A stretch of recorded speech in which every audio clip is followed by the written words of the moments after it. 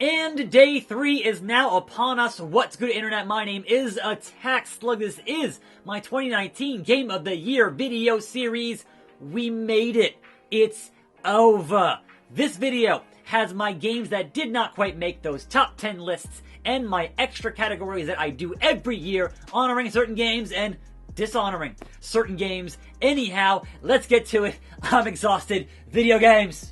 The first game I wanted to discuss was one I think folks are going to wonder why was it not in my top 10 this year, and that is Star Wars Jedi Fallen Order. And while a lot of people are going to laud this game because EA put out a single-player Star Wars game without any microtransactions, and yes, that is a good thing, but simply doing the bare minimum of making a competent Star Wars game and not nickel and diming us does not make it top 10 material. There are lots of great third-person action games out there, and so a game that cribs from the Souls style and Tomb Raider and Uncharted and Metroid and is good just because you have the Star Wars name on here and you made a competent product and you didn't lose billions of dollars because of loot box controversy does not give you that top 10 ranking. It's a good game, and I enjoyed playing a good game, but it's not a great game.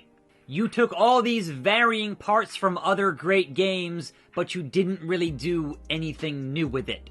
But I did want to mention it here because it is a good start, and hey EA, don't regress. Keep on moving forward with Respawn in this, and hopefully next time, something truly special will emerge. Speaking of games that are very much a known quantity, The Legend of Zelda Link's Awakening is still Link's Awakening, and I enjoyed playing through it again with a bunch of modern conveniences all these years later, but that's not going to make a top 10 for me only because it is literally that game from the original Game Boy, which again is still fantastic, but I've played it before.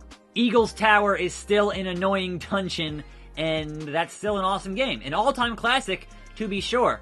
But when you compare what Resident Evil 2 did to invigorate and freshen up an old game as compared to a very literal, hey, we've made that game again with fresh new graphics, it's not even close. If you have not played Link's Awakening, certainly go play Link's Awakening, but if you have, you kind of know what to expect already. Speaking of known quantities on a Nintendo system, we have BoxBoy plus Box Girl, which is the fourth game in the BoxBoy franchise, and at this point you really know what to expect, and I love puzzle games. So definitely I was excited for a brand new BoxBoy, and those games have definitely appeared on the lists I've done before in prior years on this channel, on this show, but again, it's more of that. And it's still a very high bar of quality, but I'm always going to rank that fresh new experience over that old familiar experience on these lists. So perhaps you didn't have a 3DS, right? And you don't know what this is. I would say check it out. It's a great puzzle game at a great low price. Much like the Pushmo, Crashmo, Stretchmo series, once you're 4 games deep, you already know. Continuing with that Switch discussion, we have Travis Strikes Again, No More Heroes. And this is not No More Heroes 3. That is coming out in 2020. This was a stopgap and a return to form, a return to directing for one of my favorite video game directors, Suda51. So after years of executive producing stuff, executive directing, he actually sat back in that chair, in that director's seat, and made a game again. And it is just so much of that punk rock ethos that he exudes, but it's a hard game to recommend to anyone who has not played literally every other game that he's worked on in the past 20 plus years. Because the actual gameplay here, you can kind of take it or leave it, which I think a lot of games from Suda are like that.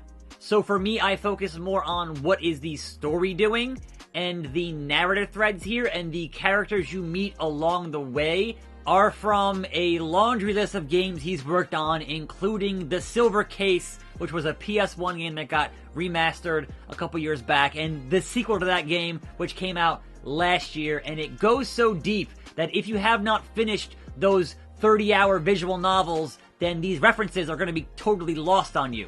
And I'm not saying don't play it because of that. I'm saying you're going to get way more out of it if you have that knowledge of Suda51's entire video game catalog. Very briefly here, I wanted to mention Concrete Genie because a friend of mine from back in the day worked on the art for this game, and so I had to rent it, and I had to play it, and to me, it falls in the same vein as a game like Puppeteer from the tail end of the PS3 lifecycle. This game, just very quaint, and it knows what it is and what it's doing in the tail end of the PS4 lifecycle. And it has kind of one cool feature that it does well, which is being able to draw on the walls and bring those drawings to life. So as long as you temper your expectations for what it is and what it's doing, I think it is a quaint, charming, and enjoyable experience over an afternoon, and definitely give it a look. And over in the world of virtual reality, I think Ghost Giant, one of the best VR experiences I've had this year, perhaps setting a new bar for what narrative structure can be in a VR space. There are so many different ways to do things in a VR world that can be more effective than playing it in a 2D game once you place yourself in that environment and how that revolves around you. And I think Ghost Giant did that fantastically this year. The more VR games can get away from the same old shooting gallery type mechanics, the happier that I'm going to be. And I just want to see more developers expanding upon the possibilities of what VR can do. So if you have a headset, check out Ghost Giant. 2019's 2018 Game of the Year is Earth Defense Force 5. Only because it took me a month to get a box copy shipped from Hong Kong, and I didn't get to play it until like January. But man, guess what? It's Earth Defense Force 5. I don't need to say much more besides that. Giant bugs, giant aliens, rocket launchers, machine guns, just big, dumb, arcade fun. This game series continues to be exactly what I need it to be, which is shooting all kinds of stuff, and it would have been on a list last year, but I didn't get it in time, and that's kind of unfortunate. I am never going to get tired of this formula. I can just turn my brain off and shoot hundreds and thousands of giant bugs and spiders, and it's awesome every time. I don't know what Sandlot does next, but I'm sure in a couple years we'll get Earth Defense Force 6, and I'll be here for it day one once again. The 5th annual Vince McMahon You Ruined It award goes to Trials Rising. How in the hell did they finally put out a new Trials game, one of my all-time favorite franchises ever, and screw it up so badly it's not on my top 10 list anywhere? They managed to botch the one thing you need for Trials, which is a silky, smooth, solid frame rate. The fact that this game, over 300 days later, is still stuttering and hitching on the PS4 Pro every 40 or 50 seconds is insane to me. The fact that it does that because it is pinging a server during a race is totally ruining the gameplay. And I still spent like 70 hours in this game. I am still top 1% in the damn world. How did you screw this up, Red Lynx? I don't understand. How is this not fixed yet, Red Lynx? I am just baffled at the greed of Ubisoft and the incompetence of this studio, and the fact that it is still botched this many months later is insane to me. I could easily ignore your terrible world map, right? I could easily ignore all of the forced online components otherwise for the monetization, track packs, customization, outfits. I don't care. The part where you play the game and it hitches up every minute or so is nuts. At least with Trials Fusion, I could ignore the stupid FMX trick system. I can't ignore a main gameplay component being this freaking broken. And maybe it works better on other platforms. I'm never going to know because I refuse to give them any more money for a game that I already bought. Screw you, man. You ruined it. The worst game that I played in 2019 is Super Monkey Ball 3. Now, to be fair, I never liked this game when it released originally on the Wii as a launch game. Half of that was the fact that, like most Wii games, it had those stupid motion controls with the waggle wand that I didn't want in the first place.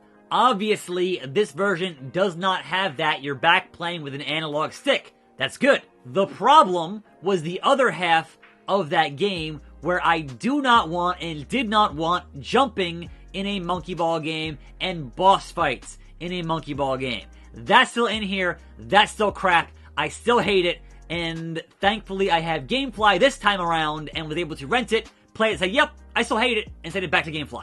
Back at the launch of the Wii, I didn't have that option, and I still own that game, and it still sucks.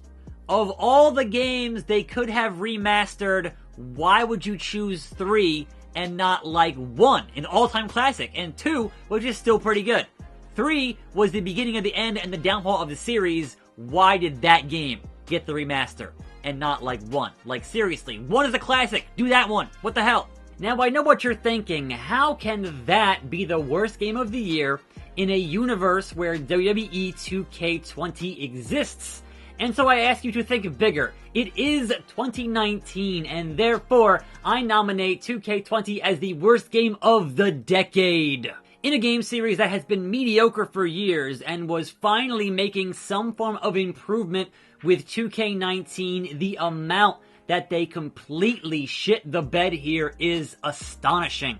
I could easily spend the entire length of this video expounding upon exactly how they managed to botch this entire thing, but I said it all before, and that'd be a waste of your time and mine. Suffice to say, do not ever, under any circumstances, should you buy or play Now hold on there one single solitary second, you unprofessional gastropod. Grime will not allow you to besmirch the good name of WWE video games. Everyone knows that WWE games are always the best game of the year any year they get released. That is just a fact. So if you ask Grime, and that's me, 2K20 is the greatest game in the known universe. How can any game that allows you to play as John Cena be a bad game? It can't. That's just facts. Actual factuals, Grime Nation. We all know that 2K20 will continue to be the greatest game in the world until 2K21 comes out, and so on and so forth. That's just called the circle of life, Grime Nation. And anyone who says otherwise is an unprofessional waste. Now, if you'll excuse Grime, there is some more magnanimous business to attend Wait, did John Cena just lose? Did he just... Hold on, Grime Nation, hold on. Any video game that allows John Cena to lose in any circumstance is incredibly unprofessional and a complete wasty waste. Do not buy, do not play 2K20 because John Cena always... And that is a wrap. Woo! Video games in 2019. I still have some more to play, but I'm done discussing the ones that I put in my top 10 for the year. Thanks for joining me once again on this journey in playing and talking about a whole lot of video games in the past 360 plus days. I'm attackslug. I'm not about to stop. And 2020 is a brand new console generation. PS5, Xbox Series X. I'm buying them. I'll be here. I hope you will be too. But until then, until next time, until next year, video games, video games, video games. I'm attackslug. And I'm out.